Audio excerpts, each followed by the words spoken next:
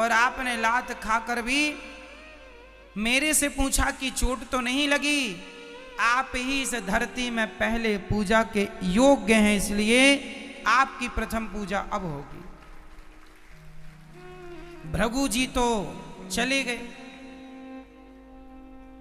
लेकिन भृगु जी के इस व्यवहार से लक्ष्मी जी नाराज हो गए, क्योंकि भगवान की छाती पर, भगवान के हृदय पर सदा श्री देवी का निवास होता है। इसलिए भगवान का एक नाम है श्रीनिवास। भगवान का एक नाम है श्रीनिवास, क्योंकि भगवान के वक्षस्थल पर, हृदय पर लक्ष्मी जी विराजती हैं। और आज लात मारी छाती पर, तो वो लात नारायण को नहीं, वो लात लक्ष्मी को लगी, क्योंकि छाती पर तो वो बैठती हैं। तो लक्ष्मी जी गुस्सा हो गई, जाओ, उसने आपको लात मारा और आप हाथ विनती जोड़ते रहे। अरे हम नारियों का कोई सम्मान नहीं होता क्या? कोई भी लात मार के चला जाए, आप बने रहो भगवान। लेकिन ब्राह्मण देवता ने जितना अपमान मेरा किया है, आपने भी उतना अपमान मेरा किया। यदि लात ही खाना था तो मुझे छाती पे क्यों बिठाया? लक्ष्मी जी बहुत नाराज हुई भगवान नारायण से, और लक्ष्मी जी रूठ करके तिरुमलाई आ गई। पृथ्वी लोक में लक्ष्मी जी बैकुंठ से रूठ कर कहां आ गई? तिरुमलाई। अभी हम बताएंगे कि तिरुमलाई क्या है। तिरुमलाई में आ गई माता भगवती रूठ के। यहां तक तो हुआ कि लक्ष्मी जी आ गई, अब भगवान बैकुंठ में अकेले। अब भगवान का मन ही ना लगे लक्ष्मी के बिना। तब भगवान लक्ष्मी को मनाने के लिए इस धरती पे आए, श्रीनिवास बनके इस धरती पे वो प्रकट हो गए छोटे से बच्चे के रूप में। और एक सरोवर के किनारे भगवान रहने लग गए। वहां से एक बकुला मां गुजर रही थी। बकुला मां, तो बकुला मां ने की नजर पड़ी कि ये तो छोटा सा कोई बच्चा है। तो श्रीनिवास जी को बकुला मां ने पकड़कर उनका लालन पालन किया, खूब पाला पोसा, खूब सेवा की। जब श्रीनिवास, ये बकुला मां कौन है अभी हम सब बताएंगे स्पष्ट। जब भगवान श्रीनिवास बड़े हुए, छोटे से बन के आए ना, धरती पर छोटे से बन के आए, जब बड़े हुए तो उन्होंने एक जंगल में घोर तपस्या की। किसके लिए? लक्ष्मी जी के लिए। आज नारायण तप रहे हैं लक्ष्मी की प्राप्ति के लिए कि हे लक्ष्मी, तुम रूठ गई हो, तुम्हारे बिना हम अकेले हैं, अधूरे हैं, हमें तुम जल्दी मिल जाओ। जब भगवान के शरीर में दीमक लगने लग गई, तब ब्रह्मा और शिव लक्ष्मी जी के पास गए और बोले, माँ आपकी याद में भगवान श्रीनिवास बन के आए हैं और वो घोर तपस्या कर रहे हैं, उन्हें दर्शन दो ना माँ, उन्हें मिल जाओ ना, उन्हें माफ कर दो। पर माँ लक्ष्मी को ना जाने क्या हुआ, ना मैं माफ नहीं करूंगी। माफ नहीं किया माँ भगवती ने, और भगवान तपस्या करते रहे। तो लक्ष्मी जी ने कहा, आप दोनों गाय बन के जाओ और जहां वो तपस्या कर रहे हैं उनके मुंह में दूध की धारा बहा दिया करो, तो उन्हें खाने पीने को कुछ मिलेगा। तो ब्रह्मा और शिव गाय बन के, एक राजा थे, उस राजा के चरवाहा वहीं गाय ले जाता था, तो ब्रह्मा और शिव गाय बन के भगवान के ऊपर अभिषेक करते थे। दूध की धार गैया बहाती थी, क्योंकि वहां श्रीनिवास तपस्या कर रहे थे। और वो एक दीमक की तरह हो गए थे, मतलब ये नहीं लग रहा था कि हाँ कोई इंसान है, दीमक। पर गाय अपना दूध छोड़ती थी, तो गौशाला में जब वो गाय जाएं तो उनके कोई दूध ना निकले, क्योंकि वो पूरा दूध तो श्रीनिवास जी को बहा के आए। तो चरवाहे को लगा कि ये दूध कहाँ जाता है। तो एक दिन जंगल में उसने गौर किया कि दूध कहाँ, तो उसने देख लिया कि ये दोनों गाय यहाँ पर अपना दूध बहाती हैं। तो उस चरवाहे ने उस जगह पर जहाँ पर वो दूध गिराती थी गाय, उस जगह पर कुल्हाड़ी मारी। तो भगवान श्रीनिवास के सिर पे कुल्हाड़ी लगी और भगवान के जो लंबी लंबी जटाएं हो चुकी थीं, उस कुल्हाड़ी से भगवान का कि वो सारी जटाएं कट गईं। जटाएं कुल्हाड़ी से कट गईं। जब जटाएं कटी तो भगवान की तपस्या भंग हो गई। भगवान ने, वो चरवाहा दौड़ा दौड़ा राजा के पास गया, राजा को लेके आया, राजा चरणों में गिरे, महाराज अपराध हो गया, आप कौन हैं?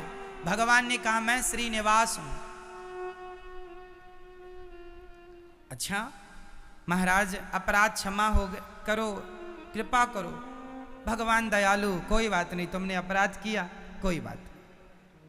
छोटा मोटा दंड देके भगवान ने, वो अपनी मां के पास आ गए। भगवान ने ये कह दिया था कि राजन अब तुम मरने वाले हो, अगला जन्म तुम्हारा होगा तो तुम्हारी बेटी होगी पद्मावती, उस पद्मावती का विवाह तुम मुझसे करना। ये कह के भगवान उसे चले आए अपनी मां के पास। जो भगवान श्रीनिवास जी की मां, माता बकुला मां, ये बकुला मां बड़ा प्यार करती। कुछ दिन के बाद वो राजा मरा और राजा के यहाँ फिर बेटा जो हुआ, वो उस जन्म में वो राजा आया, उसका विवाह हुआ, उसकी एक बेटी हुई, नाम पड़ा पद्मावती। एक दिन पद्मावती जब बड़ी सुंदर हो गई, सयानी हो गई, बड़ी हो गई, विवाह के योग्य हो गई, तो एक दिन वो खड़ी थी और एक हाथी आ रहा था और वो हाथी सबको मारता रौंदता आ रहा था, पर पद्मावती खड़ी और वो हाथी पद्मावती की ओर आया और वो आके पद्मावती को पकड़ना चाहा। तब तक श्रीनिवास आ गए और श्रीनिवास ने हाथी को उठाकर जो पटका, और भगवान के रूप रंग को देखकर, क्योंकि श्रीनिवास उस समय मनुष्य के रूप में थे, तो पद्मावती ने जब श्रीनिवास जी को देखा तो वो उन पर मोहित हो गई। और जब मोहित हुई तो उसने रोका, क्योंकि उनके पिता ने बता दिया था कि तुम्हारा विवाह भगवान विष्णु से होने वाला है, क्योंकि वो श्रीनिवास तो साक्षात विष्णु हैं। अच्छा, इसने कभी देखा नहीं था पद्मावती जी ने कि वो कैसे हैं, पर इस आदमी पर उनका मन लट्टू हो गया और अंदर अंदर ये कहने लगी कि ये तो बहुत सुंदर है और ये तो मेरे मन को लुभा रहा है। तब श्रीनिवास ने भी पद्मावती को देखा और पद्मावती ने भी देखा, और देखकर दोनों अपने अपने रास्ते आए। श्रीनिवास उदास बैठ गए तो माँ बकुला माँ ने कहा, बेटा आज उदास क्यों हो? माँ तुम्हारे लिए बहू देखी है, पर वो एक राजा की बेटी है, हम तो ठहरे जंगल के, क्योंकि उस समय भगवान जंगल में कुटिया में रहते थे। तो बकुला माँ ने कहा मैं अभी राजा से बात करती हूँ। ये जो बकुला माँ है ये द्वापर की यशोदा मैया है। यशोदा मैया कैसे? क्योंकि यशोदा मैया ने भगवान श्री कृष्ण से 11.5 साल की उम्र में दूर हो चुकी थी। रुक्मणी जी से विवाह हुआ भगवान का, सत्यभामा से, कालिंदी से 16,108 विवाह हुए भगवान के, लेकिन एक भी विवाह में माता यशोदा सम्मिलित ना हो पाई। तो जब अंतिम में भगवान मिले ना, तो यशोदा मैया से पूछा था भगवान ने, माँ तुम्हारी क्या इच्छा है? तो यशोदा मैया ने कहा, कन्हैया तुझे बचपन का, तुझे दूध पिलाने का सुख तो मुझे मिला है, तुझे खिलाने का, तुझे रोता हुआ देखा है, हंसता हुआ देखा है, दौड़ता हुआ देखा है, तेरे हर रूप रंग को मैंने देखा है, पर मैंने तेरी शादी होते हुए नहीं देखी। कन्हैया तेरी माँ की इच्छा है कि मैं तेरी शादी होते हुए देखूं। तो जो मैया भगवान ने कहा मैं कलयुग में अवतार लूंगा, तब मैं आपका बेटा फिर से बनूंगा और तब मेरी शादी आप ही कराओगी। तो वही यशोदा मैया, वृंदावन की यशोदा, आज दक्षिण भारत में तिरुमलाई में एक जंगल में वो माँ यशोदा आज बकुला माँ बन के आई हैं। तो ये जो माँ है, ये माँ गई यशोदा मैया जो भगवान श्री निवास की माँ है, ये राजा से बोली कि आपकी बेटी जो है पद्मावती वो मेरे बेटे को पसंद आई है। तो राजा बोले देवी मेरी बेटी का विवाह तो विष्णु से होने वाला है। तो माँ ने कहा मेरा बेटा विष्णु ही है। अब राजा तैयारी, ठीक है तैयारी करो। अब यहाँ तो राजा थे तैयारी चालू, पर जो भगवान श्रीनिवास थे उनके पास तो कोई शादी विवाह, अब राजा की बेटी से विवाह कर रहे हैं तो देखो थोड़ा तो खर्चा लड़का पक्ष का भी होगा। इनके पास कोई पैसा था नहीं। तब भगवान श्रीनिवास जी ने कुबेर को बुलाया और कुबेर से कहा कि तुम हमें कुछ पैसा उधार दो। कुबेर ने कहा प्रभु हम दे तो दें, लेकिन आप चुकाओगे कैसे? क्योंकि आपकी रिटर्न फाइल तो इस समय कमजोर चल रही है, लक्ष्मी जी आपसे नाराज चल रही है ना। आपकी तो लक्ष्मी ही सब है और वो भी लक्ष्मी जी आजकल आपके पास नहीं है। तो बैंक भी लोन तब ही देती है जब आपके पास कुछ माल हो। फोकट आदमी को तो कोई बैंक लोन करती नहीं है। तो कुबेर जी बोले हम कैसे लोन सैंक्शन कर दें? भगवान बोले नहीं नहीं हम आपका पैसा चुकाएंगे। तो कुबेर से भगवान ने पैसा लिया उधार। किसके लिए लिया? शादी के लिए। अच्छा अब सुनते चलना, ये कथा आखिरी में जाके मैं बोलूंगा कि वो कौन है, समझते चलिएगा। जो श्रीनिवास, अब कुबेर ने धन दिया तो इन्होंने खूब धन से खूब शादी विवाह की तैयारी की और इनका विवाह हो गया पद्मावती से। अब श्रीनिवास और पद्मावती दोनों एक साथ रहने लगे महलों में। भगवान ने भी कुबेर से पैसे लिए, महल वहल बनवाए और खूब आनंद से रहने लगे अपनी गृहस्थी में। कुछ दिनों के बाद जब इनकी गृहस्थी को काफी साल हो गए, भगवान श्रीनिवास पद्मावती के संग खुशी से हैं, तभी भगवान के कानों में दरवाजे की खटखटाहट आई। कोई दरवाजे पर खड़ा है। भगवान गए और भगवान ने जब देखा तो वो माता लक्ष्मी थी। माता लक्ष्मी रो रही थी। भगवान श्रीनिवास से कह रही थी ये क्या, आप तो मुझे मनाने आए थे, मेरे लिए श्रीनिवास का अवतार लिया था, मेरे लिए तपस्या की, और आपने तो दूसरा ही विवाह रचा लिया। मैं आपकी पत्नी हूं, मैं आपकी अर्धांगिनी हूं, आपने मेरे लिए तपस्या की थी और आपने तो यहां दूसरा ही विवाह कर लिया।